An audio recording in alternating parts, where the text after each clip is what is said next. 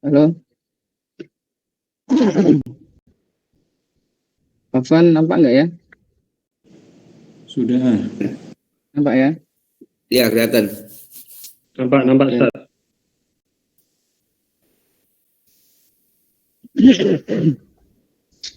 Bismillah. Assalamualaikum warahmatullahi wabarakatuh. Waalaikumsalam warahmatullahi wabarakatuh. Waalaikumsalam warahmatullahi wabarakatuh. Innal hamdalillah nahmaduhu wa nasta'inuhu wa nastaghfiruh wa na'udzu billahi min syururi anfusina wa min sayyiati a'malina may yahdihillahu fala mudhillalah wa may yudlil fala hadiyalah. Wa asyhadu an la ilaha illallah wahdahu la syarikalah wa asyhadu anna Muhammadan abduhu wa rasuluh. Allahumma salli ala nabiyyina Muhammad wa ala alihi wa ashabihi wa man tabi'ahum bi ihsanin ila yaumiddin. Fa inna asdaqal hadits kitabullah wa khairul huda huda Muhammadin sallallahu alaihi wasallam wa syarrul umuri muhdatsatuha fa inna kulla muhdatsatin bid'ah wa kulla bid'atin dhalalah wa kulla dhalalatin finnar. Amma ba'du. Bismillah, insyaallah di sini saya akan membawakan materi dari mata kuliah adab atau akhlak dengan materi adab muta'addib atau murid dalam perspektif pendidikan Islam. Alhamdulillah, mata kuliah ini diampu oleh Ustadz Abu Furaihah Az-Zahid, MPD, dan makalah ini disusun oleh kelompok 2, yaitu Ustadz Ali Hafid, Ustadz Alif Muyassar, Ustadz Kafi, dan saya sendiri Mikdad Abdurrahman, Ustadzah Nida Labibah, dan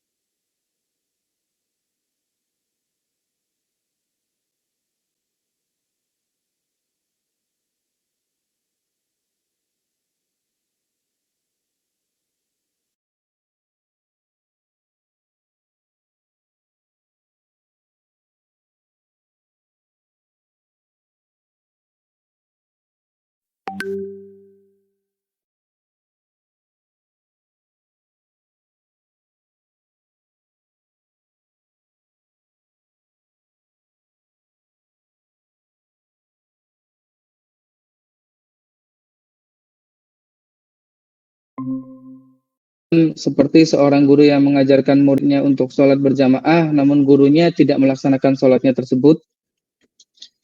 Guru yang terburu-buru,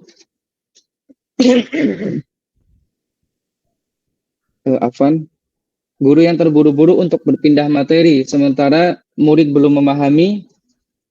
Guru yang berbicara kasar, serta adab-adab lain yang kurang sesuai dengan kode etik seorang guru. Sebagaimana halnya seorang murid yang semakin merosot adabnya, seperti tidak patuh terhadap guru, membolos, merendahkan guru, menghina teman-teman belajarnya, perkelahian, murid yang berbohong kepada guru, mencontek saat ujian, serta masih banyak adab murid yang perlu dibenahi dan diperbaiki. Sebagaimana halnya adab guru, adab seorang muta'adib atau murid menjadi salah satu kajian pada para tokoh muslim pada zamannya. Adab muta'adib atau murid sangatlah penting di dalam dunia pendidikan, karena salah satu tujuan pendidikan itu sendiri adalah agar peserta didik dapat berakhlak mulia sesuai dengan ajaran agama Islam.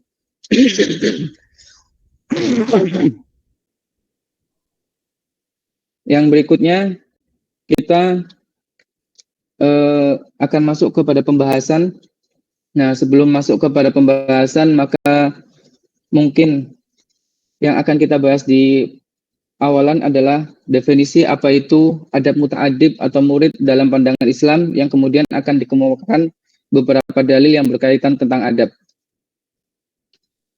Nah, untuk materi yang pertama ini, insya Allah akan dibawakan oleh Ustadz Kahfi. Kepada Ustadz Kahfi, waktu dan tempat kami persilahkan.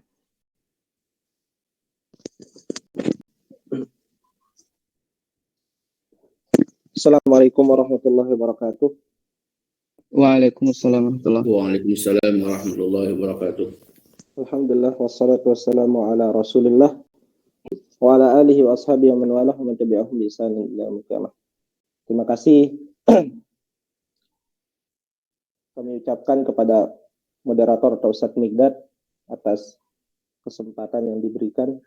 Dan dalam hal ini insyaallah saya selaku kelompok 2 akan menyampaikan poin yang pertama dari pembahasan kita pada hari ini, yaitu yang berkaitan tentang definisi adab. Persingkat waktu, di sini kita kan ketahui, sebelum kita mempelajari sesuatu, semua ilmu itu pasti kita akan mempelajari sebelum masuk ke inti pembahasan. Wajib kita harus tahu terlebih dahulu apa sih yang dimaksud dengan apa yang kita pelajari tersebut.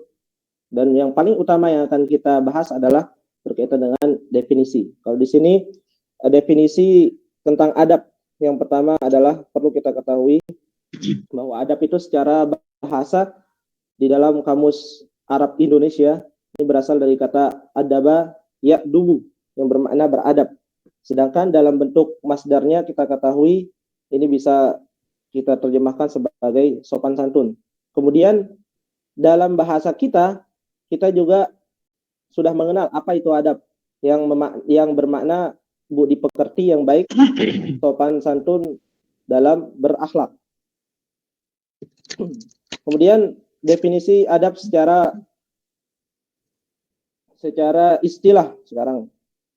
Para ahli, dan sebenarnya banyak pengertian dari adab yang dikemukakan oleh para ahli maupun ulama, dan mungkin di sini saya hanya menyampaikan satu-satu saja. Secara bahasa menurut Rahmadi itu dalam bukunya, dan insya Allah ada catatan kaki yang saya sebutkan tapi bukan di PPT-nya. Kita ada sebutkan di dalam makalah yang berbentuk PDF. Ini menurut Rahmadi dalam kitabnya Guru dan Murid dalam Perspektif Mawardi itu. Kemudian menurut Toha Mahsun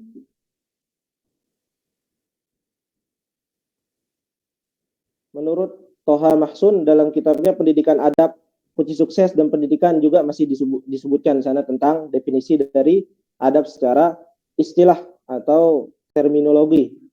Dan masih banyak yang lainnya yang mungkin pemateri akan hanya sekedar menyimpulkan saja.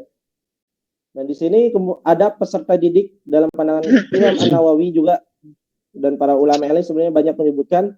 Di sini saya sebutkan salah satunya adalah perkataan Al-Imam An-Nawawi yang dikemukakan di dalam kitab Al-Adab At-Tibyan fi Adabi Hamalatil Quran. Bahwasanya peserta didik adalah seorang yang sedang menempuh suatu proses pendidikan yang harus memperhatikan seluruh aspek kegiatan yang dilakukan ketika dalam proses belajar. Terutama mereka harus memperhatikan dalam menerapkan adab-adab yang dimiliki sebagai seorang peserta didik.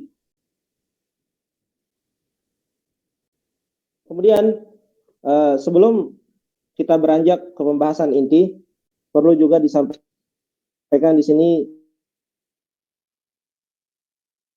adab. Yang pertama, cerita tentang Nabi Musa ketika bertemu Khidir yang meminta izin dahulu untuk mempelajari ilmu dari Nabi Khidir. Tadi disebutkan di sini ada yang katanya Khidir sebagai nabi, ada yang mengatakan sebagai orang soleh. Cuma di sini disebutkan di dalam surat Al-Kahfi itu ayat 66 sampai ayat 17. Sebentar saya buka Al-Qur'an dulu supaya kita bisa baca. Karena di sini saya tidak menyebutkan ayatnya supaya lebih simpel.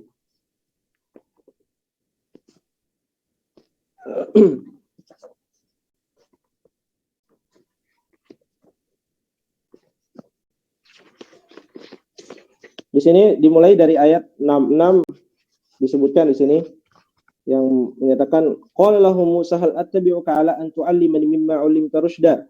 Musa pun berkata, bolehkah aku mengikutimu agar engkau mengajarkan kepadaku tentang ilmu yang benar. Artinya seorang penuntut ilmu itu di antara adabnya beliau meminta izin dulu kepada dari siapa yang ia akan belajar. Makanya pentingnya adab itu salah satu pentingnya adab itu di antara salah satu bentuk adab yang penting untuk diketahui itu adalah seorang murid hendaknya meminta izin kepada gurunya dalam segala hal apapun, terutama kalau ini zaman dulu kan. Kalau sekarang kan bentuknya beda. Pada sekolah kita harus bayar dulu baru bisa belajar. Ini dalil yang pertama ini bisa kita kemukakan. Mungkin nanti penjelasan tentang adab-adab yang lainnya itu bentuk-bentuk adab beradab pada guru atau bentuk-bentuk adab seorang murid itu mungkin dijelaskan oleh pemateri yang selanjutnya. Ini saya hanya sekedar menyebutkan dalilnya. Kemudian yang kedua, para pengajar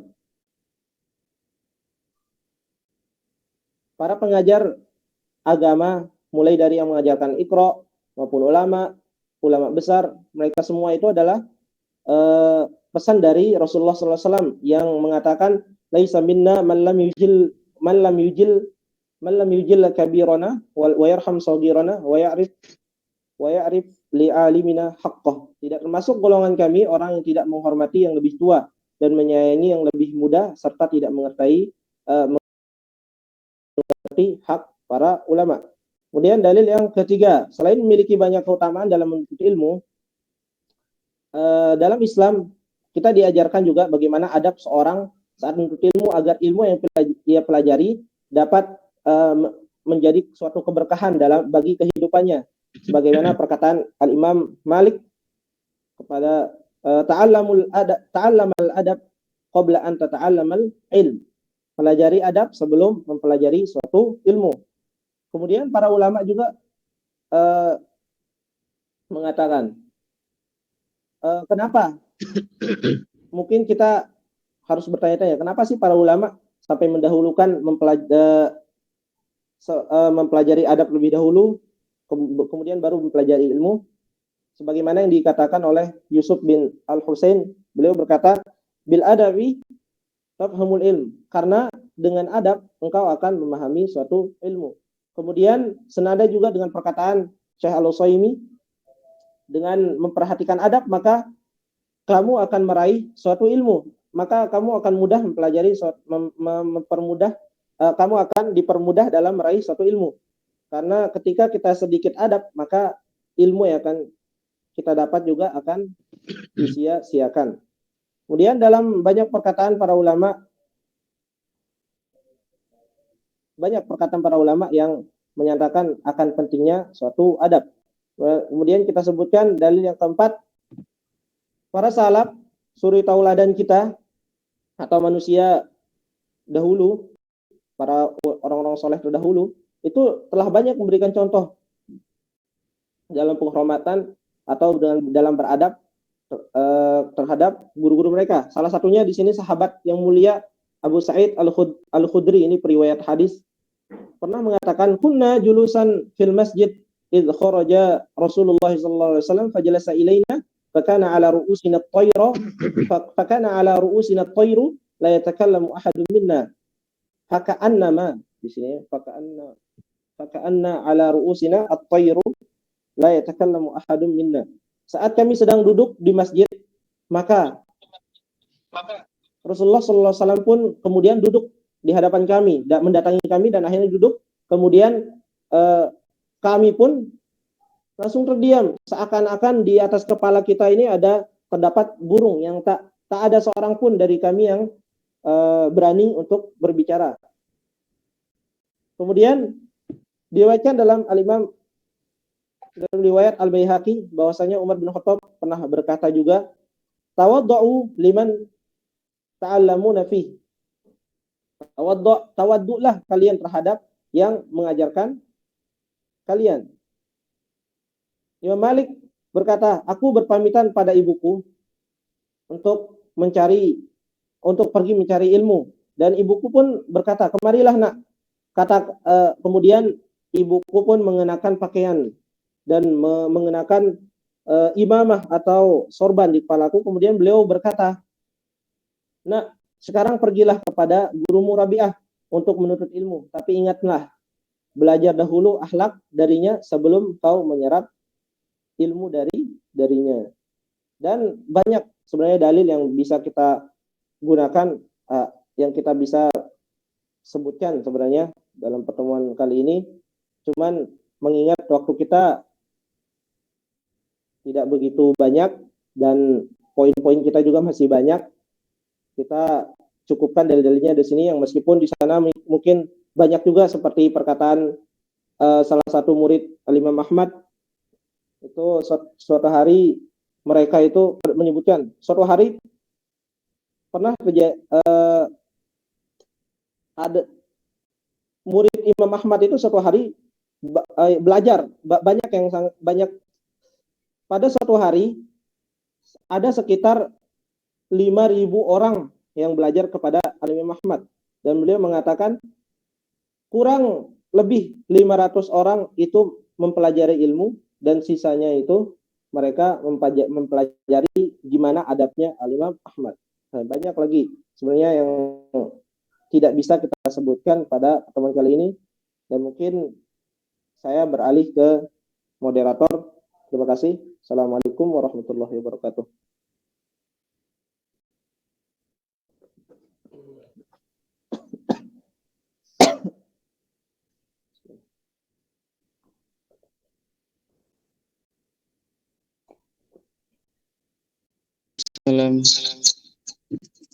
Waalaikumsalam warahmatullahi wabarakatuh. Untuk materi yang berikutnya, sebentar ya.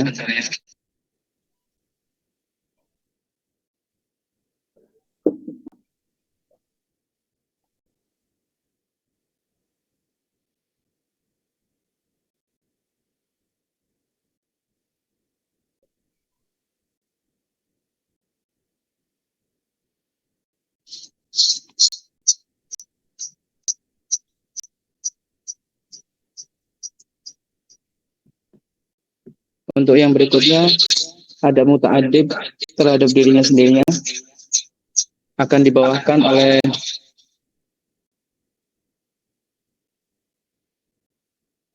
Ustaz Ali Muyassar.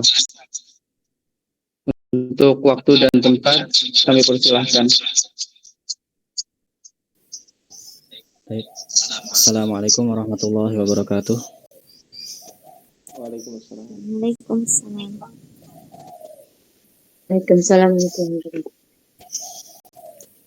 Baik, saya lanjutkan ya materi mengenai adab muta'adib terhadap dirinya sendiri.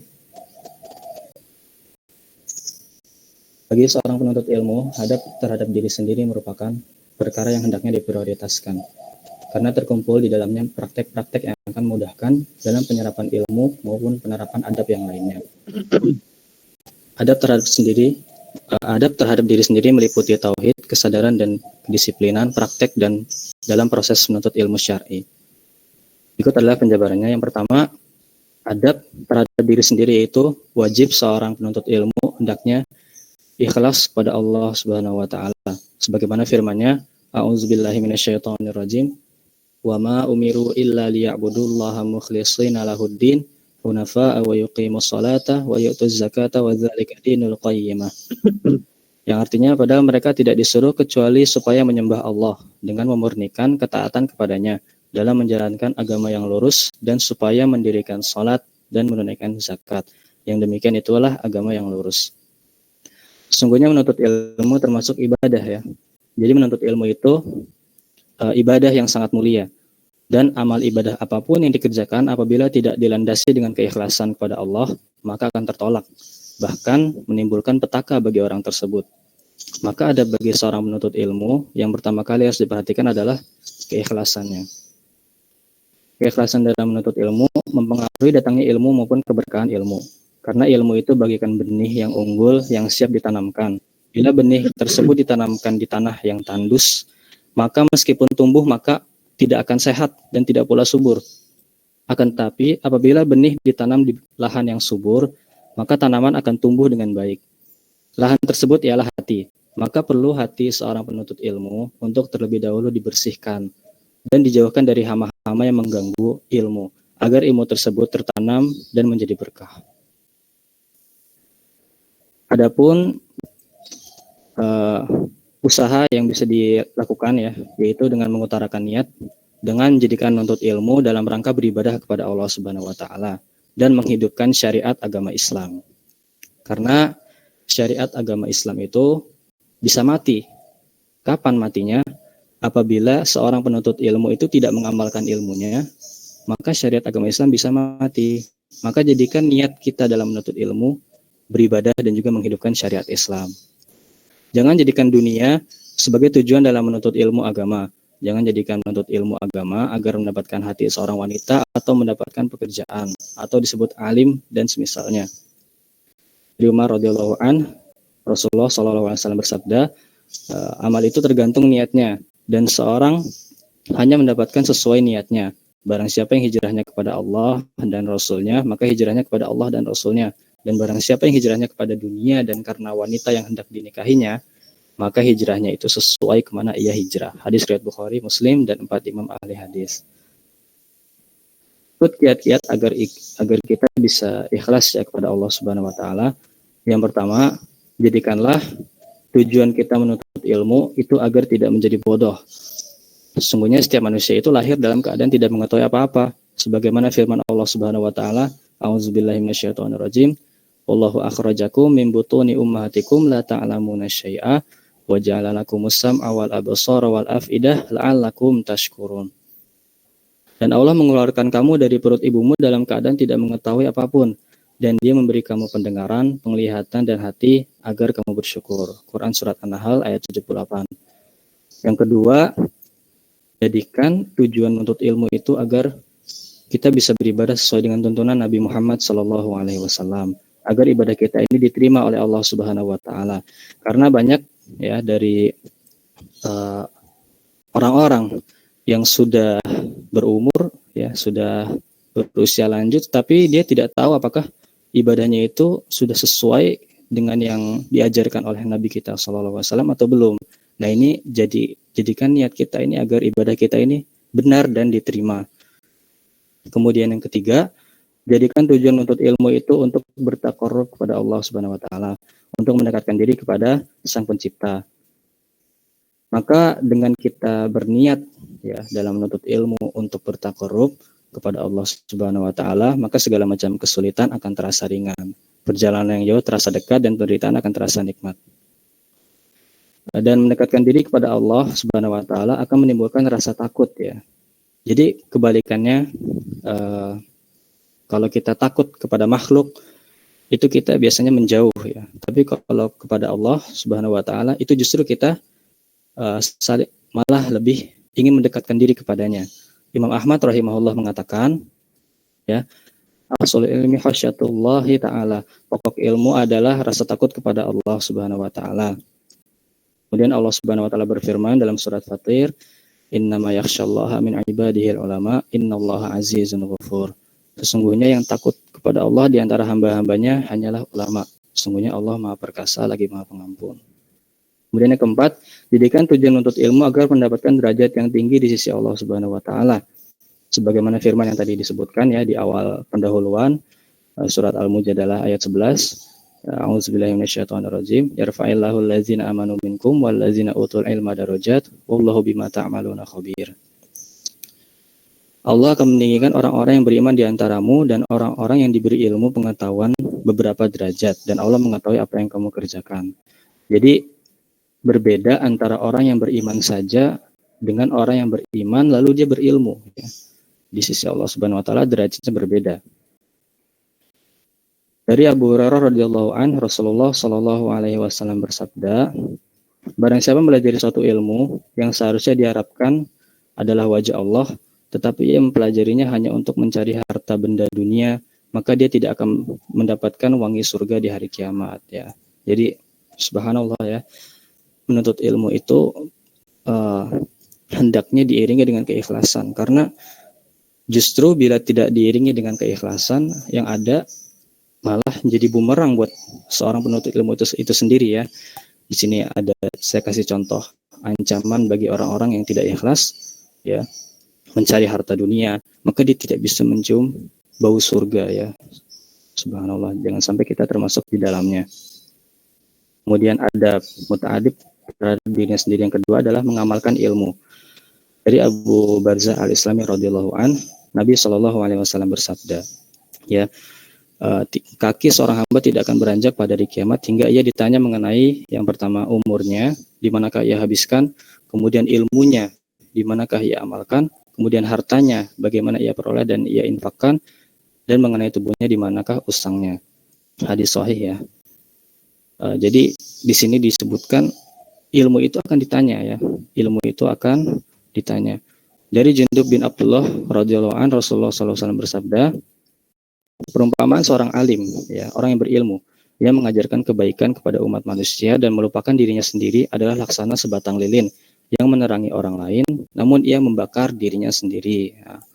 Jadi kita jangan seperti lilin ya, menerangi sekitar tapi dirinya sendiri terbakar. Nah, ini bukan contoh yang diinginkan dari seorang yang memiliki ilmu. Hendaknya dia juga mengamalkan ilmu yang dia miliki, karena amal merupakan buah dari ilmu. Kalau ilmu tidak diamalkan, maka ilmu tersebut akan merepotkan orang tersebut di akhirat. Karena nanti dia akan ditanya ya tentang berbeda ya, orang yang memiliki ilmu yang mengamalkan dan yang tidak mengamalkan. Kalau orang yang mengamalkan, ketika ditanya ini haram, jangan dikerjakan, dan dia tidak mengerjakannya, berarti dia tidak akan ditanya. Tapi orang yang dia sudah tahu itu haram, dia sudah tahu itu perintah, tetapi tetap saja dia yang haram dilanggar, kemudian yang perintah tidak dikerjakan. Nah, ini akan merepotkan dia kelak di akhirat. Ilmu adalah apa yang tertulis, sementara amal adalah aplikasi dalam kehidupan sehari-hari. Maka tidak cukup ilmu itu berhenti di catatan atau di rekaman, tetapi dilanjutkan dengan mengamalkannya dalam kehidupan, karena amal adalah aplikasi nyata dari teori. Kemudian yang ketiga, adab seorang menuntut ilmu terhadap dirinya sendiri atau seorang muta'adib ya, adalah bertakwa dan takut kepada Allah Subhanahu wa taala. Adab yang satu ini merupakan lawan dari orang-orang yang mengagungkan akal atau para rasionalis. Mereka menganggap tidak ada kaitannya antara adab dengan ilmu yang mereka dapatkan. Anggapan mereka itu cukup dengan belajar lalu diiringi semangat tanpa bertakwa kepada Allah Subhanahu wa taala. Meskipun pada akhirnya mereka tetap sukses, tetap mendapat gelar, mendapat kehormatan di dunia, tetapi sesungguhnya ini menunjukkan kesalahpahaman dalam memahami ilmu. Karena ilmu bagi seorang hamba itu sebenarnya tidak sekedar ilmu, tetapi ilmu itu yang kita minta seharusnya adalah ilmu yang bermanfaat, ya. Sebagaimana doa yang kita dianjurkan membacanya setiap habis sholat subuh, Allahumma inni as'aluka ilman nafi'ah wa rizqan thayyibah wa amalan mutaqabbala. Ya Allah, aku mohon kepadamu ilmu yang bermanfaat, rezeki yang baik, dan amalan yang diterima. Ilmu yang bermanfaat adalah ilmu yang mendekatkan diri kepada Allah Subhanahu wa taala dan mendatangkan rasa takut kepadanya. Begitu pula ilmu tidak akan diterima kecuali oleh orang-orang yang bertakwa, sebagaimana Allah Subhanahu wa taala berfirman, a'udzubillahi minasyaitonirrajim. Ya ayyuhallazina amanu in tattaqullaha yaj'al lakum furqana wa yukaffir ankum sayyi'atikum wa yaghfir lakum wallahu dzul fadlil azim. Hai orang yang beriman, jika kamu bertakwa kepada Allah, kami akan beri kepadamu furqanan, dan kami akan jauhkan dirimu dari kesalahan-kesalahanmu dan mengampuni dosa-dosamu, dan Allah mempunyai karunia yang besar.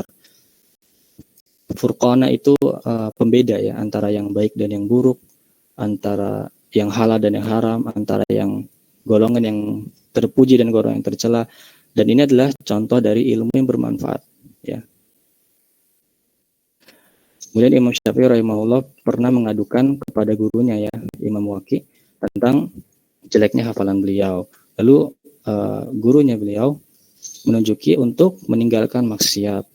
Beliau memberitahukan bahwasannya ilmu itu adalah cahaya, dan cahaya Allah tidaklah mungkin diberikan kepada ahli maksiat. Maka dapat diambil pelajaran bahwasannya maksiat merupakan tembok penghalang bagi seorang penuntut ilmu untuk bisa mendapatkan ilmu. Adapun seorang yang tetap bermaksiat tetapi juga menuntut ilmu, hasilnya adalah bahwa ilmu tersebut akan menjadi kurang berkah. Dan yang keempat, ketekunan, semangat, dan kesabaran. Ini ada hadis, ya, dari Abu Sa'id Al-Khudri radhiyallahu an. Seorang wanita datang menemui Rasulullah SAW lalu berkata, "Wahai Rasulullah, para pria pergi membawa hadismu." Ya, jadi para wanita di zaman Nabi SAW dahulu, para sahabiah, itu iri kepada kaum sahabat, ya, karena mereka bisa bermajelis bersama Rasulullah. Kalau perempuan itu kan nggak bisa berdempetan, tidak bisa, ya, dengan para sahabat yang lain, yang laki-laki. Maka mereka pun minta kepada Rasulullah SAW, ya, tentukan oleh dirimu satu hari untuk kami mendatangi kepadamu agar engkau mengajari kami apa yang telah Allah ajarkan kepadamu. Jadi mereka ini semangat, ya, dalam menuntut ilmu. Mereka minta kepada Rasulullah SAW hari khusus agar mereka punya majelis ilmu, ya. Sehingga Rasulullah SAW pun bersabda, berkumpullah kalian di hari ini dan hari ini, di tempat ini dan ini. Mereka pun berkumpul, lalu Rasulullah SAW datang kepada mereka, lalu mengajarkan apa yang telah Allah ajarkan kepada beliau. Jadi hendaknya seorang penuntut ilmu memaksimalkan semangat dan potensi mereka dalam mencari ilmu sebanyak-banyaknya. Dan hal ini bahkan sangat dianjurkan bila ingin mendapatkan ilmu. Dalam Sahih Muslim, Yahya bin Katsir rahimahullah berkata, ilmu tidak akan didapatkan dengan tubuh yang santai, ya, yang tidak bersungguh-sungguh. Jadi kaidah yang harus dipahami bagi seorang penuntut ilmu itu bahwa capek atau lelah itu adalah hal yang sudah pasti. Jadi iringilah rasa lelah tersebut dengan sabar. Sebab sabar adalah sebab seseorang mau bertahan di bidang yang ia tidak menguasainya. Syafi'i rahimahullah berkata, saudaraku, engkau tidak akan mendapatkan ilmu kecuali dengan 6 perkara. Dan aku akan beritahukan kepada engkau perinciannya dengan jelas. Yang pertama adalah kecerdasan, yang kedua adalah kemauan keras, yang ketiga adalah semangat, bekal yang cukup, ya, bimbingan ustadz dan waktu yang lama. Kemudian yang kelima, ya, adab seorang muta'adib terhadap dirinya sendiri, yaitu memiliki tujuan yang mulia.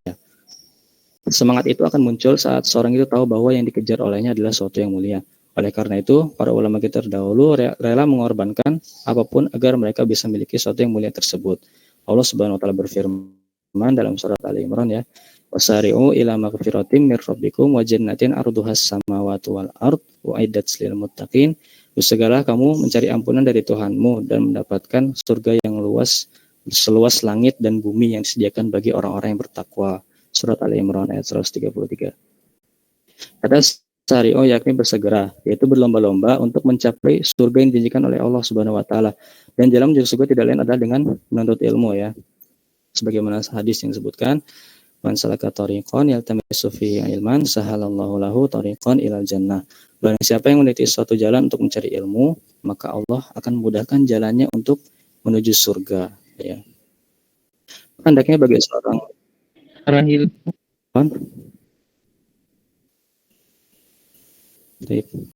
Maka hendaknya bagi seorang penuntut ilmu agar mempunyai tujuan yang tinggi, mematokkan dirinya untuk mencapai yang terbaik, berusaha maksimal dan melakukan suatu hal sebaik mungkin. Dan ciri semangat yang tinggi ialah ketika jiwa ini belum puas kalau belum dekat dengan Allah Subhanahu wa taala. Ya. Kemudian kita lanjut yang keenam, ya. Yang terakhir, adab seorang penuntut ilmu atau muta'adib terhadap dirinya sendiri, yaitu kesederhanaan dalam hidup. Seorang menuntut ilmu hendaklah membiasakan hidup dalam kesederhanaan, tidak gengsi, tidak menyibukkan diri dengan kemewahan dunia. Hendaklah penuntut ilmu makan dengan tidak berlebihan dan tidak banyak mengeluh dalam segala keterbatasan. Imam Syafi'i rahimahullah berkata, tidak ada satupun orang yang menuntut ilmu agama ini dengan kekayaan, kekuasaan, harga dirinya yang tinggi lalu sukses dengannya. Namun barang siapa yang menuntut ilmu dengan kerendahan hati, dengan kehidupan yang sederhana dan menghormati ilmu, pasti dia akan sukses. Kemudian di sini juga dikisahkan Harun ar-Rasyid meminta kepada Imam Malik rahimahullah untuk datang ke istananya untuk mengajarkan ilmu kepada anaknya, ya, yaitu Musa dan Harun. Imam Malik pun berkata kepada Harun ar-Rasyid, ya, al-ilmu yu'ta wala ya'ti. Ilmu itu didatangi bukan mendatangi. Harun ar-Rasyid pun malu terhadap beliau, lalu akhirnya mengutus anaknya untuk belajar kepada Imam Malik, ya. Demikianlah begitu pula dilakukan oleh Ibnu Abbas radhiyallahu anhu yang mendatangi sahabat senior dengan mengetuk pintu rumah mereka untuk mendapatkan pelajaran. Padahal bisa saja beliau meminta utusan untuk mendatangi rumah sahabat tersebut agar sahabat tersebut menjumpai Ibnu Abbas, ya. Tetapi beliau berkata, akulah yang sepatutnya datang menemui engkau karena ilmu itu dicari, bukan datang sendiri. Murid itu laksana timba dan ilmu itu seperti sumur.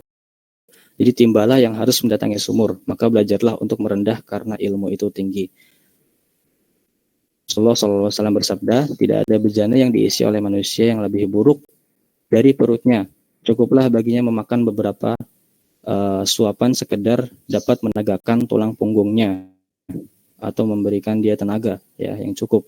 Maka jika tidak mau, maka ia dapat memenuhi perutnya dengan sepertiga makanan, sepertiga minuman, dan sepertiga lagi untuk nafasnya, ya. Jadi seorang penuntut ilmu hendaknya makan itu dengan makanan yang cukup, yang halal, ya, tidak berlebih-lebihan dalam makan karena bisa menyebabkan makan banyak itu bisa menyebabkan rasa malas, ya, rasa ngantuk, ya.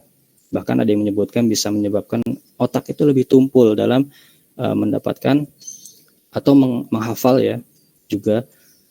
Dan juga tidak disukai oleh syariat, ya, sebagaimana hadis yang disebutkan. Dan juga ada yang bilang banyak makan itu dapat mendatangkan banyak penyakit. Wallahu ta'ala alam. Demikianlah adab muta'adib terhadap dirinya sendiri. Saya kembalikan kepada moderator Ustadz Mikdad. Fadhol.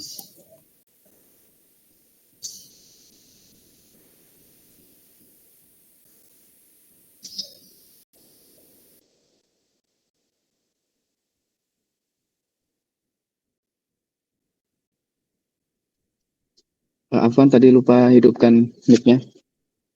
Alhamdulillah, setelah kita dengar materi yang sebelumnya dan kini akan masuk ke materi berikutnya, yaitu adab muta'adib terhadap guru yang akan dijelaskan oleh saya sendiri.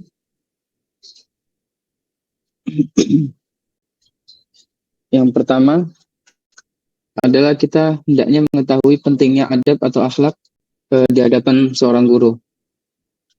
Karena banyak kita jumpai pada zaman ini, begitu minimnya adab, begitu minimnya akhlak, sehingga seorang guru itu seperti tidak memiliki wibawa, entah itu di sekolah umum atau bahkan di pesantren sekalipun. Banyak murid yang tidak memiliki adab, sehingga semakin berangsurnya zaman, maka ilmu mereka semakin tidak bermanfaat dan tidak berkah. Nah, di antara hal yang harus diperhatikan dalam menuntut ilmu adalah mengetahui tentang pentingnya adab atau akhlak. Sehingga jika seseorang ingin mempelajari sebuah ilmu kepada seorang guru, maka yang pertama kali dipelajari pada dirinya sendiri adalah akhlak, yaitu akhlaknya kepada gurunya. Imam Darul Hijrah, Imam Malik rahimahullah pernah berkata pada seorang pemuda Quraisy, ta'allamil adab qabla an tata'allamal ilm. Pelajarilah adab sebelum engkau mempelajari sebuah ilmu. Perkataan tersebut menggambarkan betapa pentingnya adab di atas ilmu. Dan Yusuf bin Al-Husain juga pernah berkata, bil adabi tafhamul ilma. Dengan mempelajari adab, maka engkau menjadi mudah dalam memahami ilmu. Bahkan karena